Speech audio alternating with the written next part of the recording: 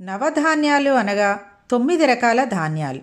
అవి గోధుమలు, యవలు, పెసలు, శనగలు, కందులు, అలసందలు, నువ్వులు, మినుములు, ఉలవలు. నవధాన్యాలను నవగ్రహాలకు సంకేతంగా భావిస్తూ ఉంటారు.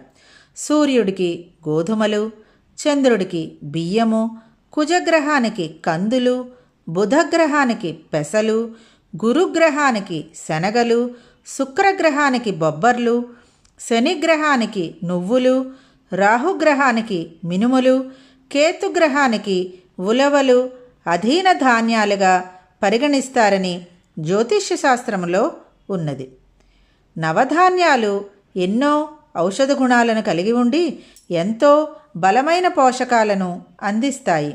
నవధాన్యాలను దైవకార్యాల్లోనూ శుభకార్యాలలోనూ ఉపయోగిస్తారు. నవధాన్యాలలో ఒక్కొక్కటి ఒక్కో ప్రత్యేకమైన గుణాన్ని కలిగి ఉంటుంది. వాటిని సమపాళ్లలో స్వీకరించినప్పుడే దేహానికి అవసరమైన పోషకాలు లభిస్తాయి.